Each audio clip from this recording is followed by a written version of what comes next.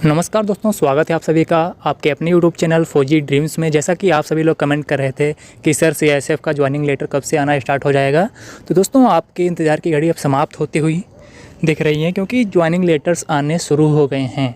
दोस्तों ये joining letter किस माध्यम से आए हैं मैं आपको बताऊंगा, और आपको पूरी डिटेल्स में बताने वाला हूं कि आपको वहां पर कौन कौन से डॉक्यूमेंट ले जाने हैं, आपको क्या ले जाना है, कितने पैसे ले जाने हैं, पूरी जानकारी इस वीडियो में मिलने वाली है। तो हो सकता है ये वीडियो थोड़ा बड़ा बन जाए, लंबा बन जाए, लेकिन इस वीडियो को आप पूरा कर देखेंगे तो आपको पूरी जानकारी मिलने वाली है।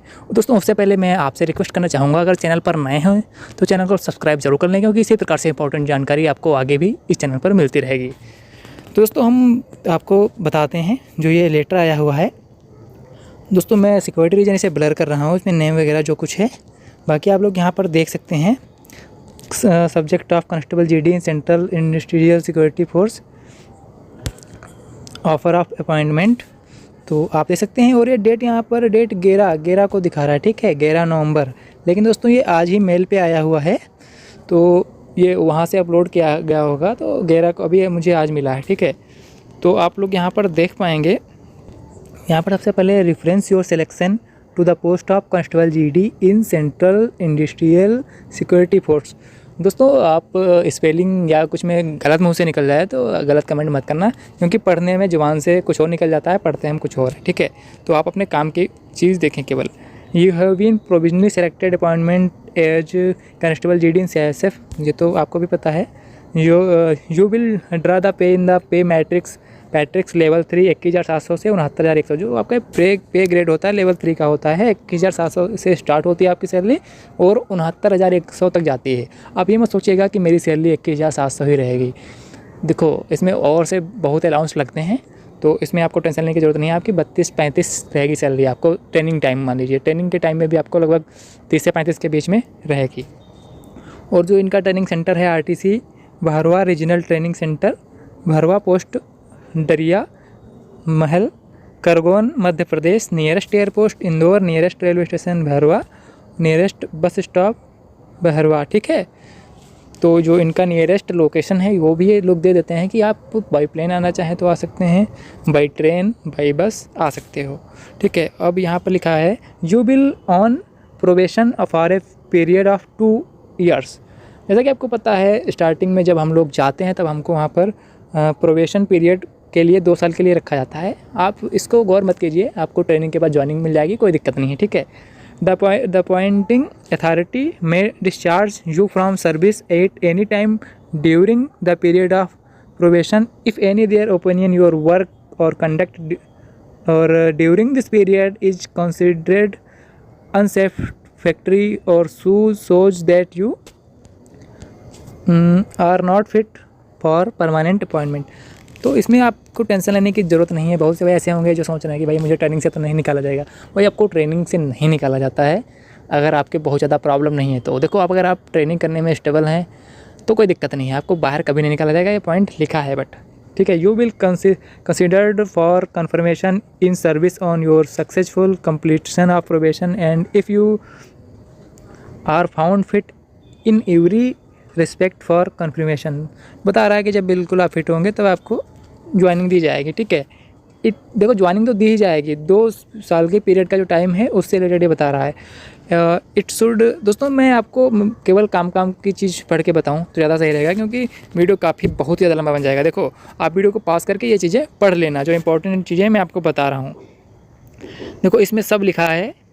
In case belong to SC/ST category, your appointment will be subject to the caste tribe certificates being verified through the proper channels, and if the verification reveals that your claim to belong to scheduled caste or scheduled tribe is the case of maybe if false, the service will be terminated। देखो आप यहाँ पे बता रहा है कि अगर आपने फर्जी कास्ट सर्टिफिकेट बनवा के अगर जॉब ले ली है तब आपको वहाँ से टर्मिनेटेड किया जाएगा, आपको निकाला जाएगा, ठीक है। फर्जी वालों के लिए कुछ जानकारी दी गई है।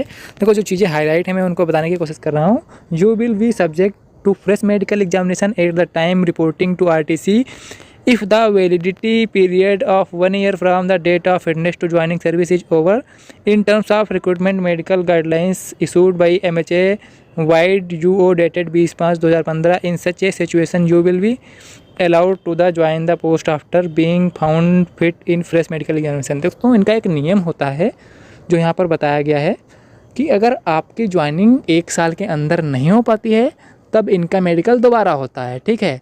लेकिन आप लोग घबराने की ज़रूरत नहीं है, आप लोगों को आपको मेडिकल में अब नहीं बाहर किया जाएगा, चाहे बाद में ही आपकी ज्वाइनिंग क्यों ना हो, लेकिन ज्वाइनिंग तो अभी हो रही है तो आपको घबराने की कोई ज़रूरत ही नहीं है, ठीक है। जो ये नियम था मैंने बता दिया है कि अगर 1 साल बाद ज्वाइनिंग होती है तो आपका वहाँ पर मेडिकल करवाया जाता है, अदरवाइज नहीं करवाया जाता है। If you expect the above mention terms the condition you may report to principal RTC Barwaha on 23/12/2022 FN repeat on 23/12/2022 FN for joining the post of constable GD in the central industrial security force undergoing in the basic training. यहाँ पे बता रहा है 23/12 को join करना है जिनका letter आया हुआ है, तो इनको मैं एडवाइस देना चाहूँगा कि ये पहले ही जा सकते हैं वहाँ पे, क्योंकि आप रिपोर्टिंग टाइम से पहले जाइए तो आपके लिए ज़्यादा बेनिफिशियल रहेगा, ठीक है।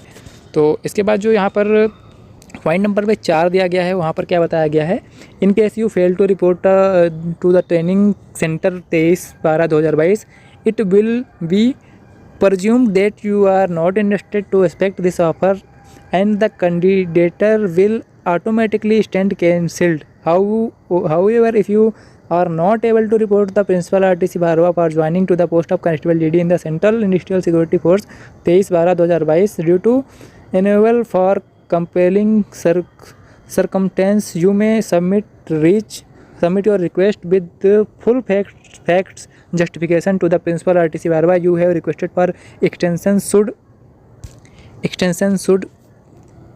reach the principal RTC Bharwa by 20/12/2022 through speed post only falling which it will B presumed. यहाँ पे बताया कि अगर आप ज्वाइन नहीं कर पा रहे हैं तो स्पीड पोस्ट के माध्यम से आप एक एप्लीकेशन भेज सकते हैं और जिसमें जो आपके अथराइज डॉक्यूमेंट होंगे, जो उसका रीज़न बताया गया होगा कि आप किस लिए नहीं ज्वाइन कर पा रहे हैं, तो वो प्रूफ आपको स्पीड पोस्ट के जरिए भेजना है 20 तारीख को ही, यानी कि टाइम से पहले।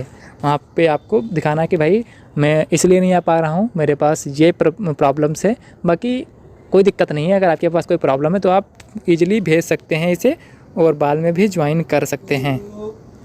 एंड इसके बाद अगर हम बात करते हैं जो यहाँ पर 5 नंबर कॉलम है, ऑलरेडी सप्लाइड और enclose duly filled the completely in case the answer to any question of column number 15 of attestation form S then you must submit complete details of the case of the principal RTC Bharwa immediately by the post on receipt of this call of notice for joining only on hearing from the training center you will report for the basic training it once again regarded that without forwarding the details in the advance and without hearing from training center you will not be allowed to join for basic request training। दोस्तों यहाँ पे बता रहा है कि अगर आपके पास कोई प्रॉब्लम है तो आप अपनी कंप्लीट डिटेल्स वहाँ पर प्रोवाइड कीजिए और रीज़न बताइए क्या है, ठीक है। अगर उसके बाद हम स्क्रॉल डाउन करते हैं तो आप यहाँ पर देख पाएंगे जो सबसे बड़ी इंपॉर्टेंट चीज़ है कि आप लोगों को कौन सा अकाउंट वहाँ पर ओपन करवाना होता है। तो इससे रिलेटेड मैं आपको बता रहा हूँ 7 नंबर कॉलम, बाकी आप पूरा पढ़ लेना। You must open a simple saving bank account in your name in state bank of India repeat state bank of India before joining at the training centre. यहाँ पे बता रहा है कि आपको अपना जो अकाउंट है saving account state bank of India में खुलवाना है और रिपीट करके बता रहा है कि आपको स्टेट बैंक इंडिया में ही खुलवाना है, किसी और बैंक में आपका अकाउंट नहीं चलेगा।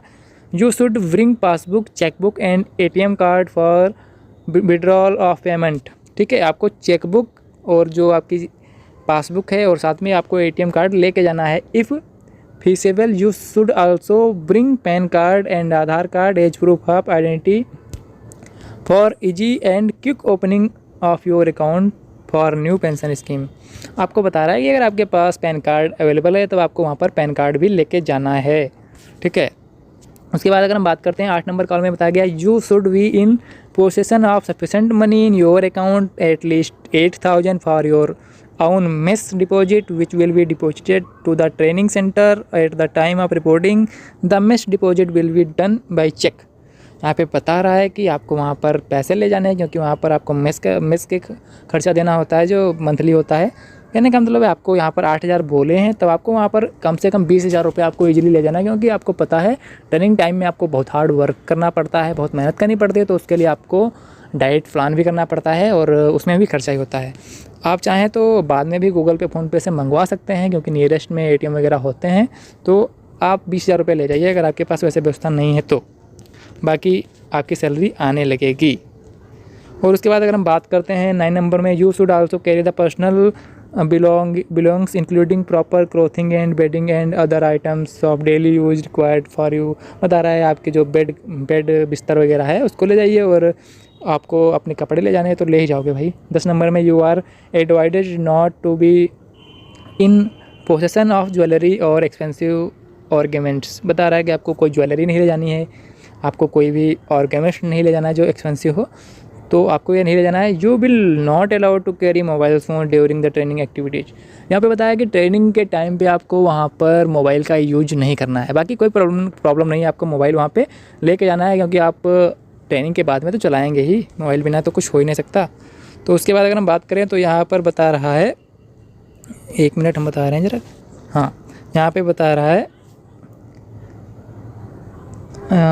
You are advise to not bring any expensive gadget for any expensive item. ठीक है, एक्सपेंसिव आइटम आपको वहाँ पर कोई नहीं ले जाने हैं। और आप लोग यहाँ पर देख पाएंगे लगभग सभी चीज़ें हमने कंप्लीट कर दी है, आपको बता दिया है। और 14 नंबर में बता रहा है, the new structured defined contribution pension system applicable for the new entrants to the central government service WFI January 2004 will also be applicable to you. ठीक है, तो ये जानकारी थी आप सबके लिए। बहुत सी जानकारी छूट गई हैं, क्योंकि वैसे भी वीडियो काफ़ी लंबा बन गया है, तो आप वीडियो को पॉज करके देख सकते हैं। मैं तो थोड़ा पूरा एक बार दिखाया दे रहा हूँ आपको। अब इसके बाद यहाँ पे आपको पॉज करना है, इसके बाद ये रीड करने के बाद यहाँ पे पॉज करके देख लेना है, और उसके बाद यहाँ पे आपको रीड करके पॉज करके रीड कर लेना है। ठीक है, मैं आपको दिखाया दे रहा हूँ, इससे आप स्क्रीनशॉट ले सकें इजीली। ठीक है, तो ये आज की जानकारी थी। और सभी लेटर्स आने लगे हैं, चाहे आप SSB से हैं, BSF से हैं, सभी के लेटर्स आने लगे हैं, तो आपको घबराने की ज़रूरत नहीं है। आपको SSB से रिलेटेड वीडियो कल मिल जाएगा। तो तब तक के लिए जय हिंद, नमस्कार।